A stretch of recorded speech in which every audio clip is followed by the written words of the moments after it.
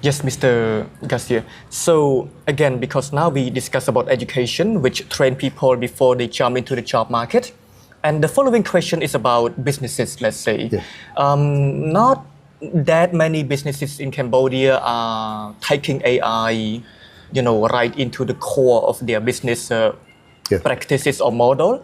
But, maybe in the future it will be because, for example, marketing team, they can rely on AI more, Yeah. or maybe a specialized, let's say, industry or something like Yes. that. So a general question again, how do business leaders, not to say balance, but combine Yeah. AI, artificial intelligence, and human intelligence Yeah. together Yeah. to maximize productivity, but at the same time to retain the ethic of business, if that is possible. What Yeah. is your take on that? So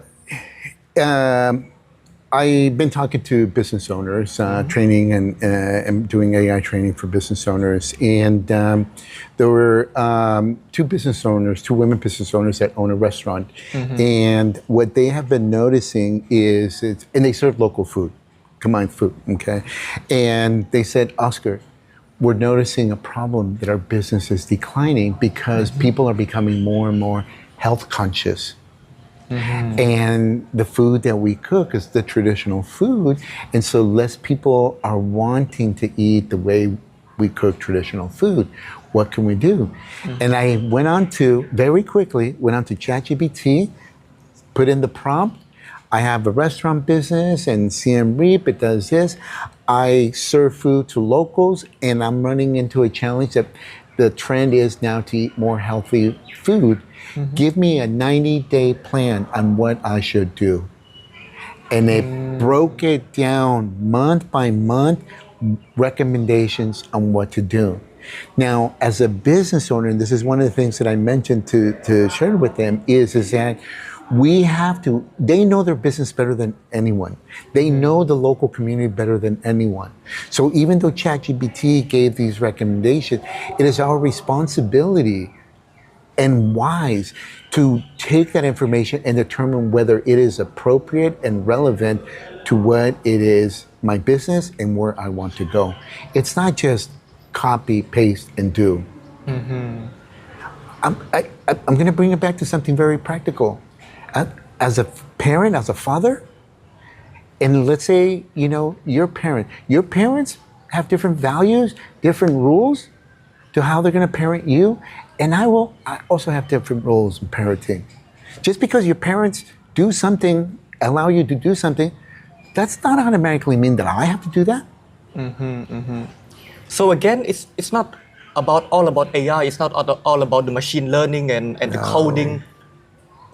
After hearing you speaking about this for the last 20 minutes, I think it is more about human story. Yes. Thank you. Yeah, human story. Exactly. Because we are the one who uses the tool, not the tool are using us. That's what I've been telling everyone. I said, it's AI plus the human touch. Because at the end of that text message, that social media post, that AI creates, that avatar, whatever, video recording, whatever, there's a human being.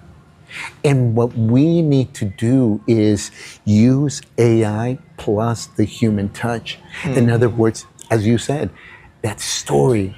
See, my brother-in-law created a video clip of my youngest daughter who went off to the university. And the storyline, it's about 15-second video clip. And the storyline is there's a picture of grandpa with my daughter sitting on grandpa's lap when she was a baby. The next scene is grandpa walking my daughter to school. In kindergarten. Exactly, in kindergarten. The next one is my daughter pushing grandpa, who's now in a wheelchair. And the last scene is my daughter now going off to the university. So it's a storyline of from grandpa to now daughter going off. And what AI can do is it creates the video, how you want the video to look. You add the text, right? The graphics, the image, the music. But what it doesn't do is it doesn't know how to create a story that connects with the person's heart. That's where we come in. Yes, Mr. Garcia. Again, just now you said, you know, let the human understand AI. Yes. AI literacy. So normally we only hear about digital literacy in Cambodia. At least we hear a lot about digital literacy, how to go online safely, how to use online Yeah. productively. But when you say AI literacy, is it still similar to digital literacy, or do you think AI literacy is something completely different, or maybe something completely more advanced than the former one? Let's say. Yeah. For the average person, what AI literacy is having common sense. Okay. For the average person, that's what it is. But common sense is not easy to achieve. No, Yeah. it's not. Yeah. And common sense can also be a competitive advantage, because if you lack common sense, if I don't have common sense and you do, you're going to succeed more faster than me, okay? But for the average person, that's what literacy is. Just have some common sense on how to do things. For example, okay, is that if you get a random text message that now AI is able to create, let's just say some hackers are using AI to send down billions of text messages. And you get a text message that says, hello, and that's all it says, and you don't recognize the number. Common sense is, don't respond. You should not. Yeah, you should not respond. No. Yep. When I told my kids when they were little, and when I say little, I mean, old up to what, maybe like 11, 12, 13, 14, and teenagers. And their mother and I would go to the store really quickly to run an errand, and we would leave them at home by themselves. We say, if someone knocks on the door, do not answer it. So not really different between that time and this time. Yeah. Yeah, but the threats are different. So right now you are teaching people to defend themselves against, let's say, not a threat, of course, but against a new thing, let's say. Yes, of course. Yeah. It used to be someone knocking on the door. Today is now someone sending you a text message. Maybe tomorrow it's going to be you receiving a hologram message. Okay. But it's still common sense. Yes. That's what I said. It's just like, for the average person, AI literacy is common sense. We're not talking about someone that is, Elon Musk, I mean, a college professor. Those are different people. Those are different rules and things they're doing. But for the average person, I mean, someone who's going to watch this recording today, this news, it's going to be the average person. The majority of your audience is the average person. And that's who I'm speaking to. Yes, Mr. Garcia. So maybe the last question also. Yes, like you said, 4 years ago, we don't really speak much about AI. So based on what you can, obtain, what will it look like, let's say, in the next 5 years or a bit further, 10 years? Do you think things will dramatically change again? And how? It is challenging to predict where AI is going to go, because again, we have an idea, and there's so many. Who would have thought when ChatGPT came out 3.5 or so years ago, almost 4 years ago, that DeepSeek would have come out, and then all of a sudden, oh my gosh, what's going on? Google didn't even have AI on the radar, and then boom, look what Gemini. happened. Yes. Yep. Well, one of the things that I think that is going to happen is the localization of AI. And what I mean by that is that AI has been trained primarily on American, Western information. Okay. And so when we go on to ChatGPT, Gemini, you pick whatever AI, okay? We go on there and we ask it for information. We're here in Cambodia and we want information about Cambodia, Cambodian culture, values.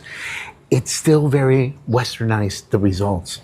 And so I've been mentioning this to some of the entrepreneurs.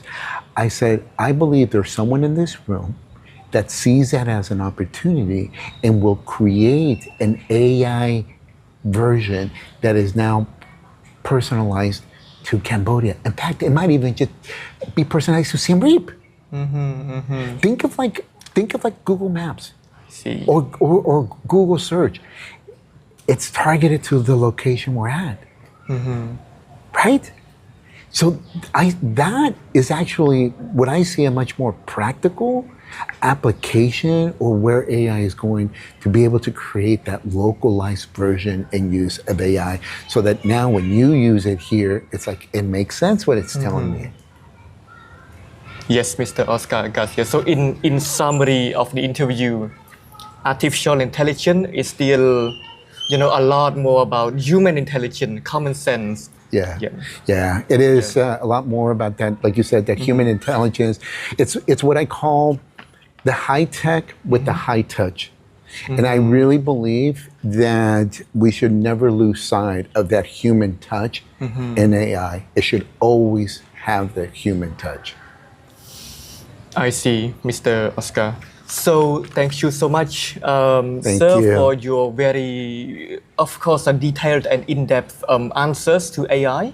And I think it also shines many new perspectives on Cambodian audiences who are listening to our video right now. And yes, thank you so much, sir. And I hope you will return to Cambodia Absolutely. again one day. Yes. No. Yes. Thank you. Thank you very much for the opportunity. Again, thank you to the U.S. Embassy and to overall Cambodia for the warm hospitality and welcome. And I do look forward to coming back. So thank you. Yes, thank you, Mr. Thank you. Oscar.